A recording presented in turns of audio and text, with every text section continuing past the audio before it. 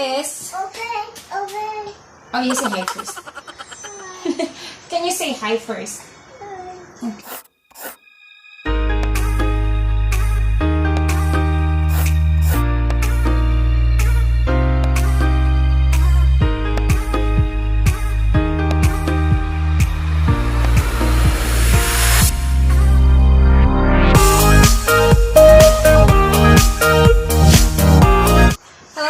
Chabiloos, welcome back to my channel. It's me again, Yani. Ang ingay ni Kira. Hello mga ka-Chabiloos, Yani here again and welcome back to our channel. So if you're new to our channel, please go ahead and consider subscribing and hit that bell notification so you will be notified whenever I upload new videos. Alright, I'm very excited mga ka-Chabiloos because today, I just got off from work. So, kakatapos ko lang mag-shift sa aking full-time job. You know for a fact, if you guys have been following me, you know for a fact that I work home-based. I work from home. I work as a virtual assistant. Ulit-ulit, no? I work as a virtual assistant. Kakatapos lang ng shift ko. And, I decided to film this video because I wanted to share this with you guys. I have been sharing a lot of information regarding work from home, how much would be the income, how much are you gonna earn, where to apply, and everything that you need to know about work from home based on my experience. I have been sharing that with you. By the way guys, na-excite na ako kasi magto 2 weeks na lang. 2 weeks na lang. And I will be celebrating my 2nd year anniversary of working from home. Charot! Charot na. Ako lang nagsiselebrate. Well, I'm very happy kasi yun na nga, hindi ko akalaing tatagal ako dito sa pag-work from home. Given the fact that I am used to working in the corporate world. So, I decided that today, I will be sharing with you guys sa lahat ng mga mommies out there or to anyone out there who are looking for a job but they do not have an experience of working online. What I will be sharing with you is something that might be of interest to you guys. So, kung interesado kayong malaman kung ano to, please keep on watching. Pag-uusapan natin today is how to work from home as an ESL teacher or English online teacher. Ano ang mga requirements? Where are you going to apply? What are the things that you need to prepare? And other things that you need to know for you to start working from home as an online English teacher. But wait, there's more. I just would like to inform everybody, disclaimer mga ka-Chabiloos, that I do not work as an English online teacher, but I am working as a virtual assistant with 2 clients. I work with a US client and I work with an Australian client. But nevertheless, I wanted to share this with you because I already have an experience of applying as an ESL teacher. Before pa man ako maging a virtual assistant, I tried to apply with 2 of the biggest companies who are hiring English online teachers.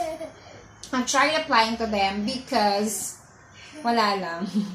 Kasi wala pa akong client before. So, I thought of, why not start as an ESL teacher? Importante magkaroon ako ng trabaho online na nasa bahay lang dahil I do not have somebody to take care of my daughter. So, both of us, yung asawa ko, are working. Shifting lang kami before. So, sabi ko, okay, ano kayang pwede kong maging trabaho? Habang hindi pa ako nakakapaghanap ng online client, I decided to send application to these companies who are hiring ESL teachers. And the fact that we Filipinos are also good in communicating using the English language, marami na rin talaga ang nag-work as an ESL teacher. So, good news is... Oh, you say hi first. Can you say hi first? Okay. What do you want mommy to do? You want to become an ESL teacher? Okay, ano? What do you want me to open? The good news is, if you wanted to become an ESL teacher, ito yung type of job that it does not require you to have any experience of working as an ESL teacher. It does not require you to have a certification or an English certification. It does not require you to be an English teacher, a professional English teacher, or it doesn't really require you to be a graduate of a 4-year course. You can apply and become an ESL teacher as long as you are 18 years old and above. And of course, you pass the requirements as well as their technical requirements. An ESL teacher, you will be teaching the English language to mostly foreigners. Most are adults, some are kids, but definitely when you teach them English like grammar, verb, especially yung mga tenses of the verbs, kasi yun yung most common errors na mga mga tao sa ibang bansa, especially if English is not their second language. What's good thing about us Filipinos is that magaling naman tayo magsalita in English. We may not have that American accent, we may not have that neutral accent, but we can definitely communicate in English. At saka madali lang naman talaga ang pag-aralan yung English language. You can definitely improve your skills in talking in English. You can definitely improve your skills in grammar, your skills, with the way that you express yourself. You can definitely improve that with your accent and with your thought expression. That's definitely something na mapapag-aralan and may improve. You need help with what? Oh, here. Okay, I'm so sorry about that. Curious with me. Yun nga, isa sa mga reason kung bakit ako nag-work from home, because walang walang mag-aalaga sa anak ko. So, ayan, si Kira, while I'm working, she keeps on bugging me. Like, all the time. But anyway, going back to our topic, yun nga, magtuturo ka ng English language sa mga foreigners. Mga ka-Chabiloos, ano na mga requirements if you wanted to apply as an ESL teacher? First of all is, you must know how to speak in English. You must know how to communicate or converse in English. As I mentioned earlier, you don't have to have an American accent. You don't really have to sound like you are an American speaker, but definitely, if you can improve your accent, why not, right? But as time goes by, every time you use the English language, every time you communicate in English, pag araw-araw mo siyang ginagamit, ma-enhance at ma-enhance talaga ang way ng pagsasalita mo using the English language. So, kung you might be worrying na, oh my God, hindi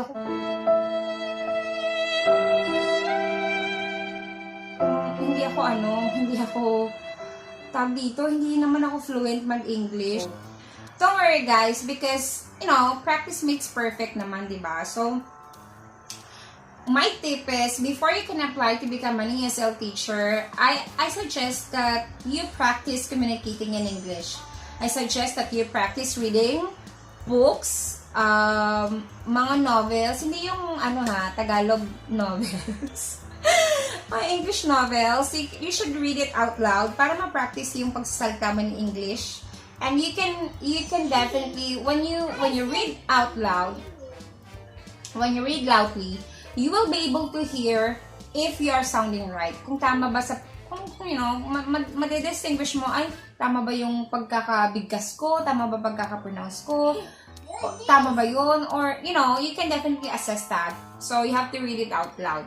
And then, of course, is, you can watch English movies, and, you can just practice talking in English. Ako before, hindi ako magaling talaga magsalita. Ako before, yung ginagawa ko is, I would write down what I wanted to say, and then I would read it as if like I'm talking, and I would face the mirror so that, na-enhance yung pagsasalita ko. And so, hindi mo mamalaya na in a span of time, you are already able to enhance your communication skills. At the same time, you're able to build your confidence in talking using the English language. So, okay, so that's the very first one, is that you're able to communicate in English, you know how to speak, you know how to write, of course. Second one would be, you must be 18 years of age. Syempre, hindi pwedeng under. Third one is, you must have a laptop, like this one, or a desktop. that you will be because you will be needing that, of course, you will be teaching online. So definitely dapat talaga laptop or desktop. Next one would be, you must have, very important pala guys, of course, is you must have an internet connection, right? Paano na, meron ka ng laptop, wala ka namang internet, so paano ka makaka-connect? And there are companies who are hiring ESL teachers who are very particular with the internet connection. But there are some companies that would just require a minimum of 3 Mbps para you're able to work online as an ESL teacher. So, dapat LAN connection siya, wired, DSL, or fiber. Pocket Wi-Fi, which else, Japan, hindi accepted ang pocket Wi-Fi.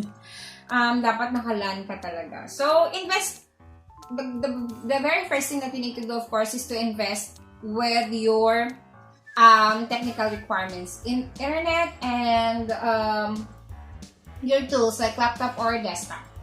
Another one would be a camera. So, sa mga laptop naman, mayroong built-in camera. But if you wanted to use a different camera, so pwede ka naman bumili, right? Next one would be this one. A headset with a noise cancellation feature or noise reduction feature. So, maganda actually ang quality nito. I will try this, guys. I will record using my phone. I will record with my phone rather using this headset. So, this is required.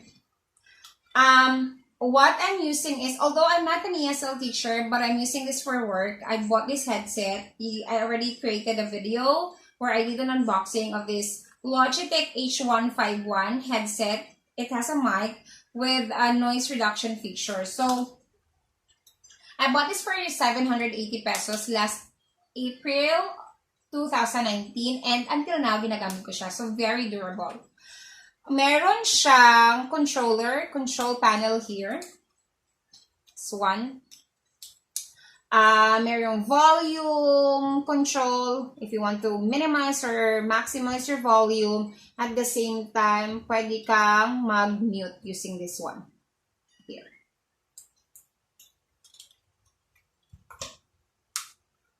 So, kailangan tong headset talaga with noise reduction feature kasi as an ESL teacher, ang mga online companies, or mga companies rather, they are very particular with background noises. So, mas makakatulong pag merong noise reduction feature yung headset mo para at least, somehow makifilter ang mga background noise. Kasi, foreigners that you are teaching the English language, they're also particular with background noise. Ayaw nila yung, pag tinuturuan mo sila, naririnig nila yung iyak ng anak mo, naririnig nila yung mga tricycle, or, they can even hear dogs barking. So, another ex-Japan yan sa kanila. Subukan natin itong headset. Ayan, susubukan natin siya mga ka-Chabiloos. I'm recording using my phone with the headset. So, it's also needed that you need to have this headset because yung audio quality is maganda whenever you talk. Definitely, syempre, diba, pag maganda yung boses mo, maganda yung quality ng boses mo on the other line, syempre, yung mga tinuturuan mo would really be interested in listening to you and would be interested on the topics that you're teaching. Syempre, tsaka kung garalgal yung boses mo, tapos, diba, tsaka bells ka na. Tsaka bells pang boses mo, tsaka bells pang audio quality mo. Lahat na lang tsaka. So, ex-Japan yan. Ayaw nila ng ganyan. Mga hanashi boom boom. So, I suggest that you can start with Logitech H151 kasi ito talaga, I am recommending this because maganda talaga yung audio quality nito, especially when I'm using this to listen to music or to watch movies or even talk to my employers during online meetings. Maganda talaga yung quality ng boses ko dito. Maganda. Pero I don't know, kayo guys, sa tingin nyo, let me know if maganda nga yung audio quality nito because I'm using this while I'm doing this video. So anyway, there are other brands of headsets that you can use. You can check Plantronics or you can check Jabra, but you can also go for Logitech. Wow, Logitech, baka naman. And then, background. So you need to have an office setup, of course. Not necessarily na magpagawa ka talaga ng office, home office mo. But, you know, as simple as meron ka lang table where you can put your laptop or desktop and makapag-work ka lang. It can be in any corner of your home.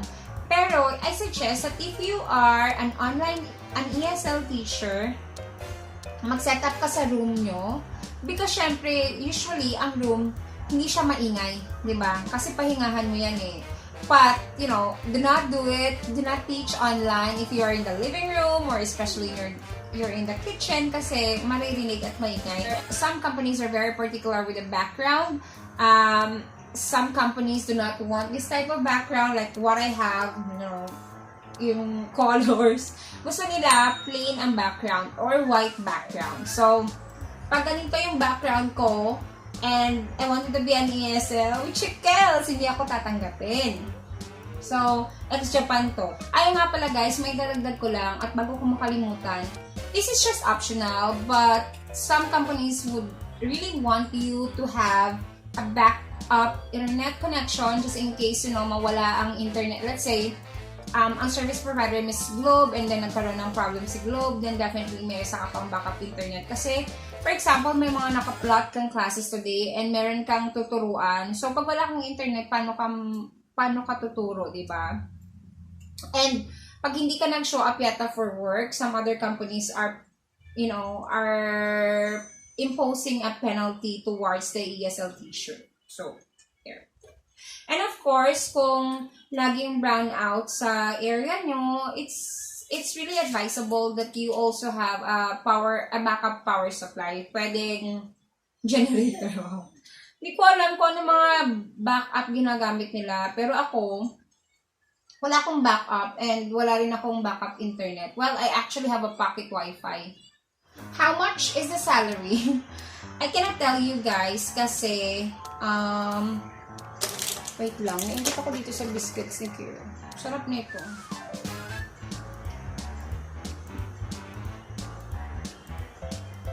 Sarap.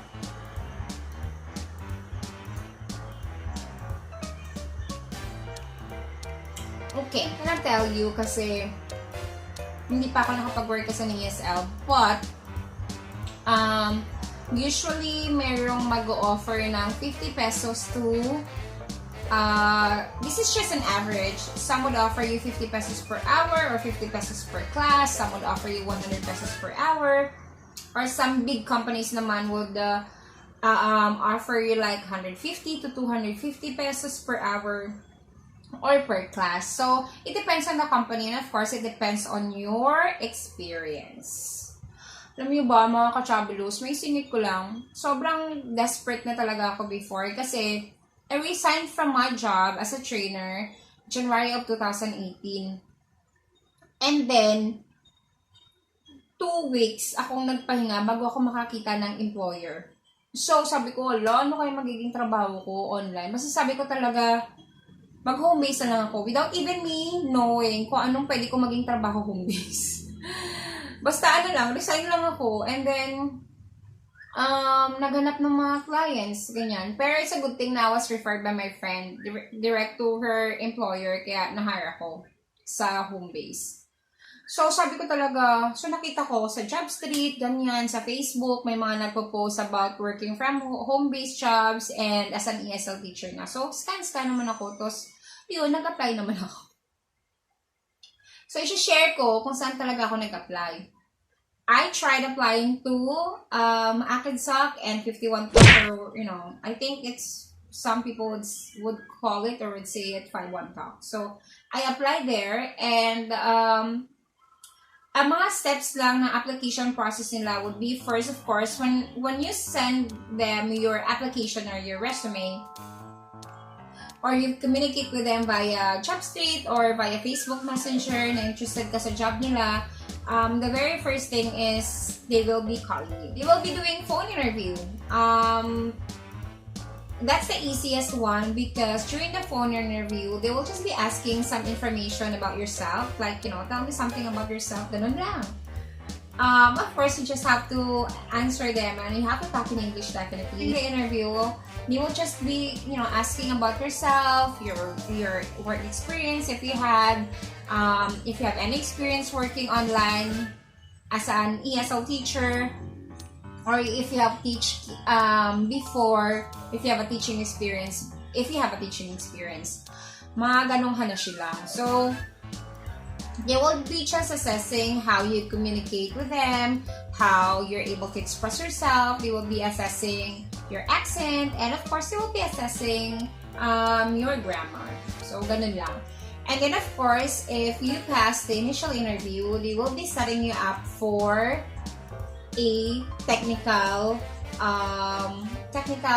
check or technical requirement check. So, definitely, during the technical requirement check, during the phone interview pala, tatanong ka nila kung meron ka bang laptop or desktop or if you have an internet and if you have a headset. Because it's very important that you have all these things, otherwise you cannot proceed with the second step of the application process.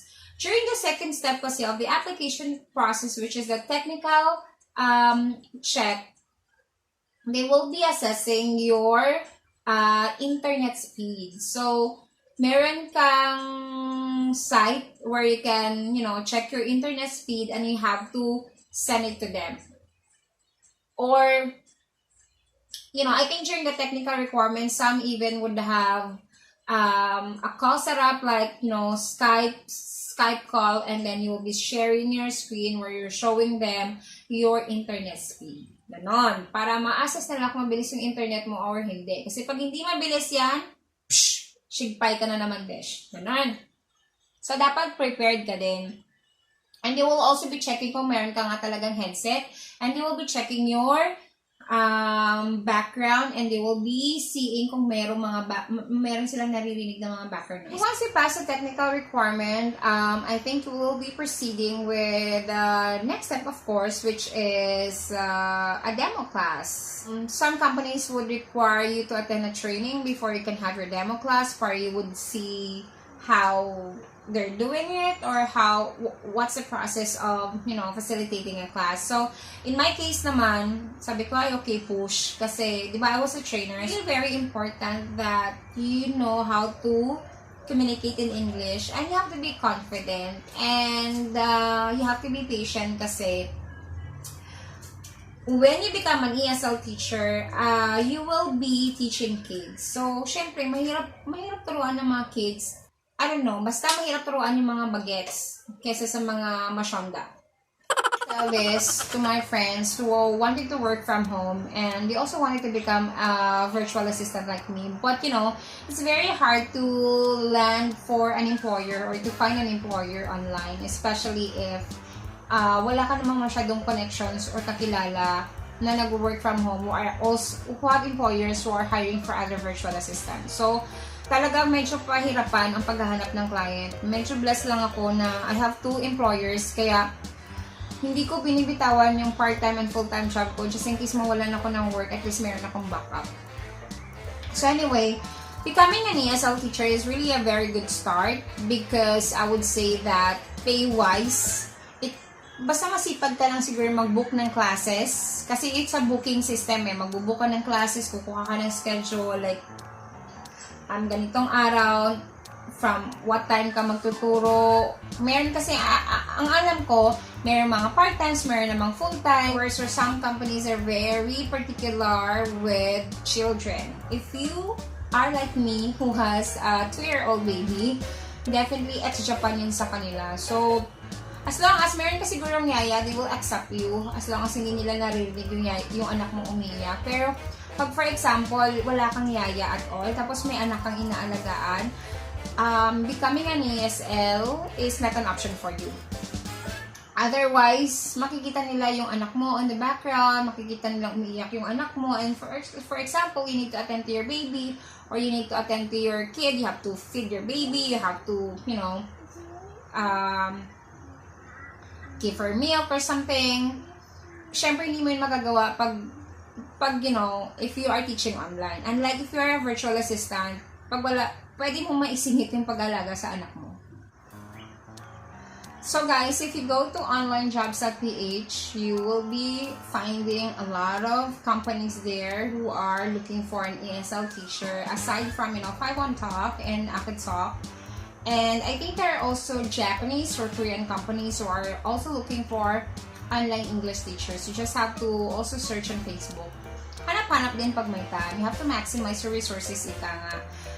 Hindi pwedeng yung trabaho yung lumapit sa'yo. So, if you are someone who wanted to stay at home but still want to earn money because you wanted to support your family, help your husband, or help your family with your financial needs, definitely you can start working from home without any experience as an English online teacher. So yun lang guys, I hope that I was able to provide you with some information on how to become an ESL teacher, and I hope that I was able to shed some light, especially sa mga friends ko who wanted to start with working from home. But, they're very, I would say, hesitant to start, and they're also having difficulties or challenges finding a online employer. So, malay nyo, baka gusto yung mag-start ng ESL teacher. Ang alam ko, hiring ng Akagsok or 5-on-Talk.